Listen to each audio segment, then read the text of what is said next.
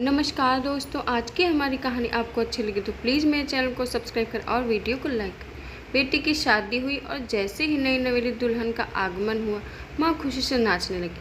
माँ को ऐसा लगा जैसे उसके सारे अरमान पल भर में पूरे हो गए हों। शुरुआत में तो माँ ने बहू को बड़े ही लाड प्यार से रखा, लेकिन जैसे जैसे दिन बीतते गए सास का स्वभाव चिड़चिड़ा होता गया। वह बात बात में बहू को टोकने लगी। बहू भी स्वाभिमानी बाप की बेटी थी, वह भी कहाँ तक सुनने वाली थी। वह भी सास को मन ही मन गालियाँ देने लगी, कभी खाने को लेकर तो कभी नहाने को लेकर, कभी बर्तन और झाड़ू लगाने को लेकर। सास बहू में रोज़ तू मैं होने लगी। सास की तो जैसे आदत ही हो गई थी बहू की कमियां निकालने की। रोज़ बहू के किस्से चिल्ला चिल्ला कर पड़ोसियों के सामने सुनाती थी। बहू भी आखिर कब तक सुनती। वह भी पानी सिर से ऊपर निकलने पर सासू माँ को जली कटी सुना देती थी। कभी कभी तो बात एक दूसरे के खानदान को भला बुरा कहने तक पहुँच जाती, तो कभी एक दूसरे पर बर्तन फेंकने की नौबत भी आ जाती थी। बात यहाँ तक आ पहुँची कि बहू सास की एक भी नहीं सुनने वाली थी। आखिर एक दिन सासू माँ ने अपने बेटे से कहकर बहू की पिटाई करवा दी।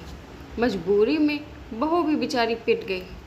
बहू इस कष्ट कलह के जीवन से तंग आ चुकी थी। यह क्लेश कलह का देश लेकर वह पिता के घर भी नहीं जाना चाहती थी। आखिरकार एक दिन वह आत्महत्या करने के लिए चल पड़ी। पानी लाने के बहाने वह मटका लेकर घर से निकली ही थी। नदी के किनारे पहुंचकर उसने मटका एक जगह रखा और तेज जल प्रवाह की ओर बढ़ने लगी। वह जल की तेज धाराओं में गिरकर अपना जीवन नष्ट करने वाली ही थी कि पीछे से किसी ने पकड़ लिया। जब उसने पीछे मुड़कर देखा तो वह स्तब्ध रह गई। वह रक्षक एक बूढ़ा साधु था।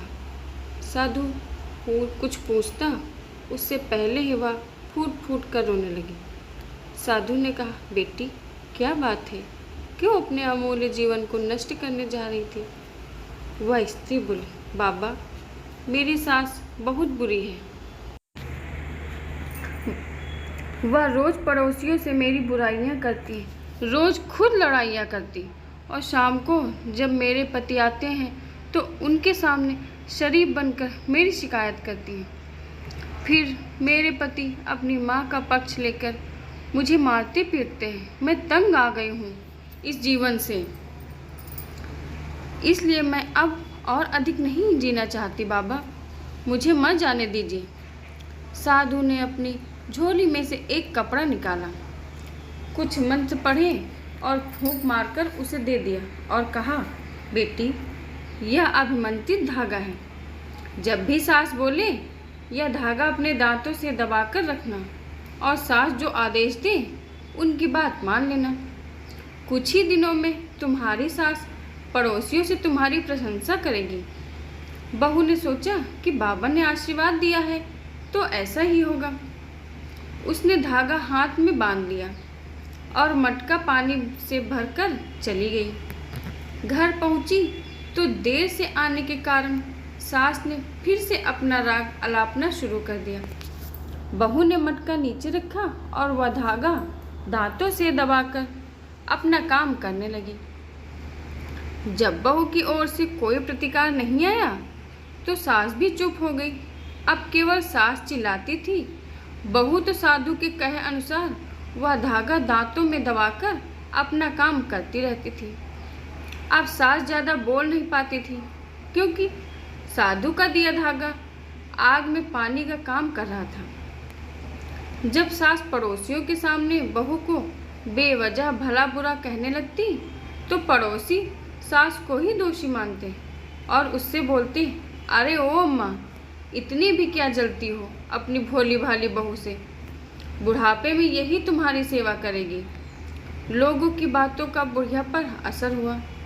अभी एक दिन बुढ़िया आंगन में फिसल कर गिर गई और उसके पैर में मोच आ गई। बेचारी बहू ने जब तक वह ठीक नहीं हुई उसकी सेवा की। अब बुढ़िया को अपनी गलती का एहसास हो गया। अब वह पड़ोसियों से अपनी बहू की तारीफ करने लगी।